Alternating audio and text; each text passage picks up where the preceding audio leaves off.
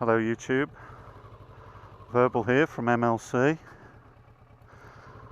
It's an absolutely beautiful Saturday afternoon and we are off on the Kawasaki Versys to QB Motorcycles in High Street, Quarrybank, West Midlands, to go and do a test ride. So let's go and see what we get up to.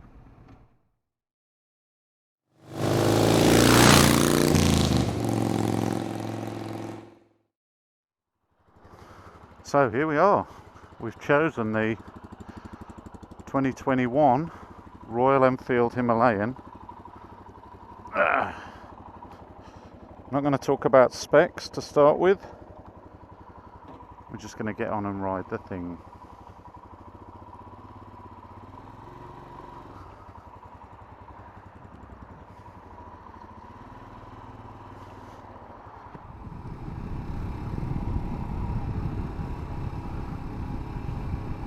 So here we are aboard the 2021 Royal Enfield Himalayan, and straight off the bat it's putting a smile on my face. But before we do any more, there's about a thimbleful of fuel in, so I'm going to have to put a little bit of fuel in and then we'll get into the review properly. So we've got some fuel in the Himalayan now, so we'll get on with it. I'm going to be mindful. It's a beautiful day, but there's a few very dark clouds appearing, and I don't want to get soaked in jeans and a leather jacket, so we'll try. Okay, straight off the bat, I'm not going to go into all the stats. I'll put those on the screen later. But straight off the bat, it feels super light, super agile. I wasn't expecting it to, because I think it's, and again I'll put it on the screen, but I think it's over 200 kilos, and it's got the 21-inch front wheel, so I wasn't expecting it to feel agile. But so far the handling is absolutely lovely. Already got bags of confidence on it to lean it over and to throw it in. It feels great. The suspension feels really good. Far better than I thought it was going to feel. It's not very nicely damped, and the suspension and the ride quality I think are really good. The seat height is, despite the style of bike, I suppose it's an adventure bike stroke travel bike stroke whatever you want it to be bike, but the seat feels nice and low. But despite the low seat, I mean, I'm 6 feet tall, I still feel like I don't feel cramped on this bike at all. Obviously I haven't been on it long, but I don't feel cramped at all. In fact, riding position feels very similar to my Kawasaki Versys. Oh, just went for 6 gear, but it's a 5-speed gearbox. Yeah, it feels lovely. I mean,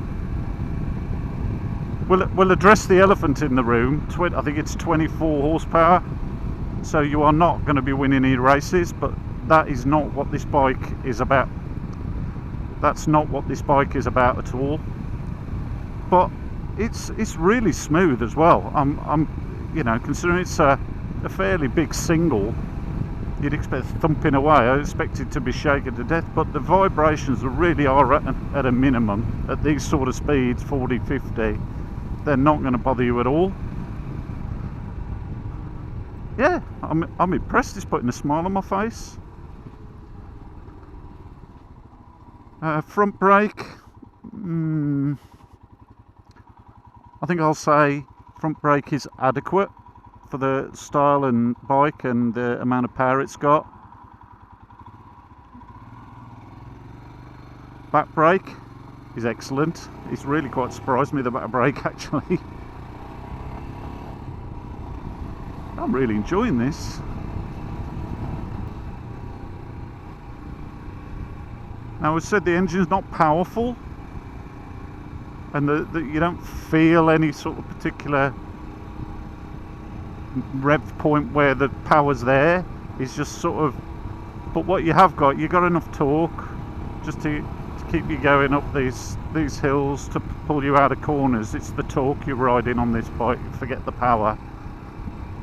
But as you know, I can fully understand why people see this as sort of a, you know, I think people like Nathan the Postman and Itchy Boots describing it as a travel bike. I absolutely get that. You know, completely basic, simple, air-cooled single, keep plodding along all day. I really do get it. You know, there's no need for the electronics really, not at the pace that you're travelling on these bikes. It's smooth, I like it. We're doing 50 miles an hour in 5th gear, which is top gear, and we're at 3,500 revs, and it just feels like the engine's just ticking over really. Not strained at all, easy. I'm not sure how brave I'd feel for an overtake, if I'm honest, but that might be just because I don't really know the bike yet. In fact, I could even knock it down to 4th, and there's a little bit more responsiveness there. But if you're happy to bimble, lovely, lovely. Mirrors are an odd shape, but they do the job. I can see perfectly well, no problem at all. This small screen seems to be doing a reasonable job actually. I know we're not doing fast speeds, but I'm not really getting anything on my chest particularly. A little bit around my shoulders, and my helmet appears to be in calm, so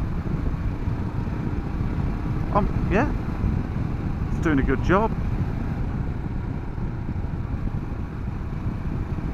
It's comfortable on these bumpy, gnarly roads. We'll take it on a bit smaller roads in a minute. Obviously, if you want to go screeching around the lanes getting your knee down, you're looking at the wrong bike. But if you want something to potter around on, or even, you know, you could easily travel from where I live, which is 10 miles south of Birmingham, easily travel into Wales for a couple of days, no problem at all. Obviously there's no luggage on it at the moment or anything, but yeah, no problem. Switch gear works just fine.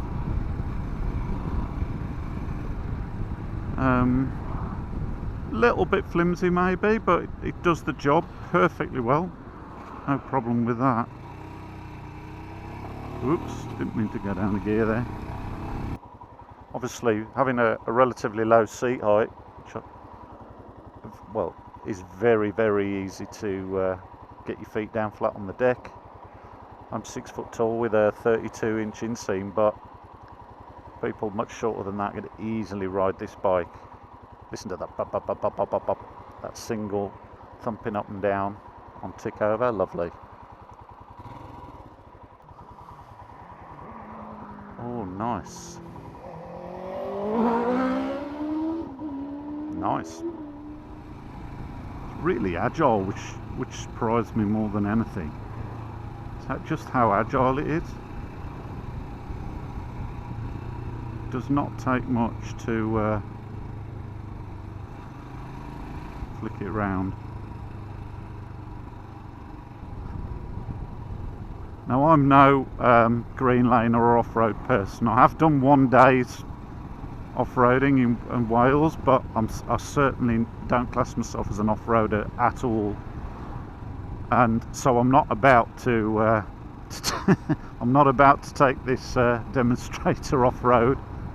There are other videos that on YouTube that'll talk to you about that. People always talk about character of bikes, and I always think, well, I'm not sure that's really a thing, but I get it now. I get it on since I had my Bonneville. I get what they mean, and you get it on this bike as well.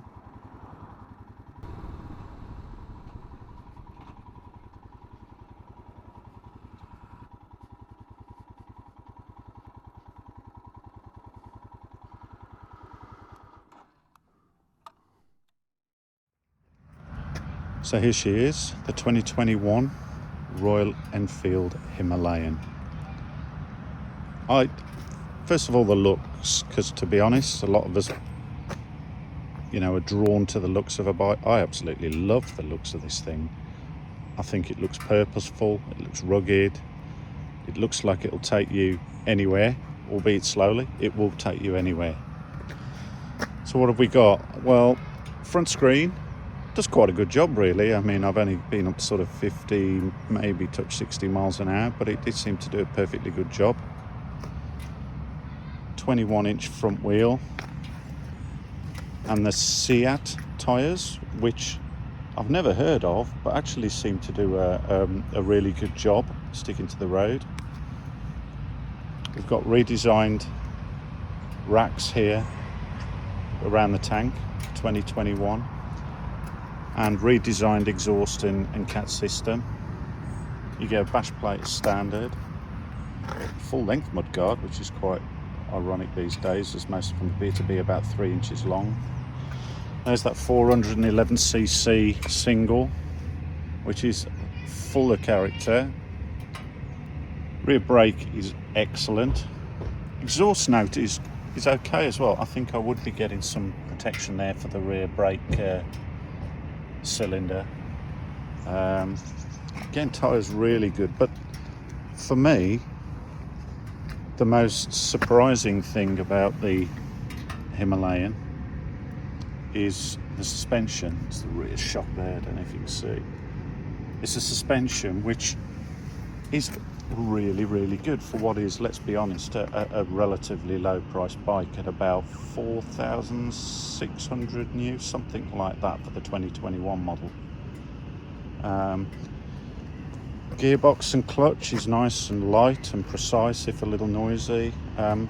Front brake is adequate. Interestingly, they're no longer labelled Vibre, which is a Brembo subsidiary. They have no branding at all, but they look the same caliper to me. Overall, I think it's a great little package. I really do. And I'm not a huge fan of speed anyway, but I would quite happily do 2 or 3 days around Wales and that, sticking to A and B roads. I wouldn't want to do too many miles on the motorway on this bike. Controls, very, very simple. Kill switch, starter, hazards, main beam, flasher, indicators, horn, and then we've got, let's have a look, we've got speedo, tacho, a rather pointless compass in my opinion, fuel gauge, and the new Trip R navigation, which works with an app on your phone using Google Maps, a standard. And then we've got a bunch of information in the digital readout there, including various trips, the fact the side stands down, what gear you're in, etc. Yeah, overall a great little package. Yeah, I'm impressed. So let's get back on the road a little bit and ride it some more while we can.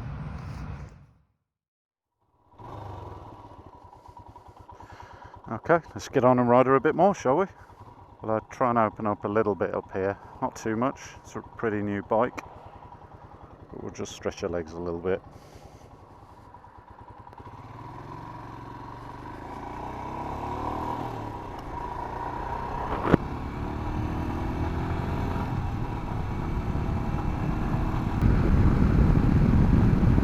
mile an hour, holding 60 uphill, no problem at all.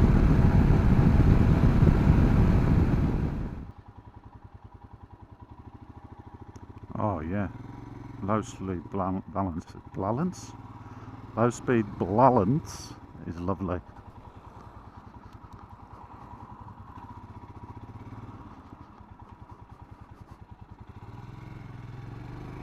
Very agile around those little tight sections like that as well.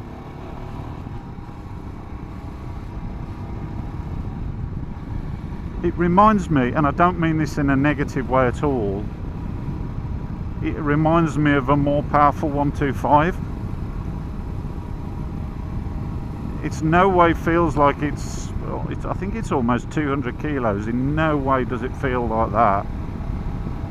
It's really agile, you can throw it around. That's what I mean when I say it's like a 125, but it's just got that little bit more that allows it to keep up with easily keep up with the flow of traffic on A and B roads. Just tips it really nice, effortless. You don't have to manhandle it, just sort of tips in. Beautiful. Low speed balance is lovely. Unfortunately, it's now time to get this bike back, and we've had what, an hour and a half, and I've really enjoyed that.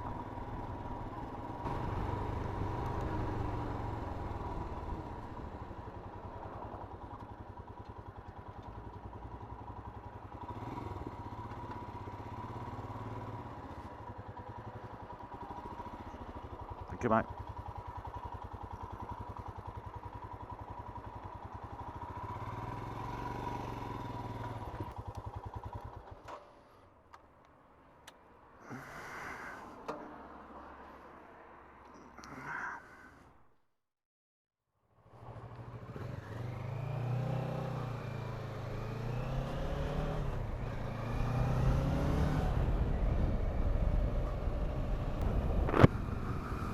So that's test ride complete.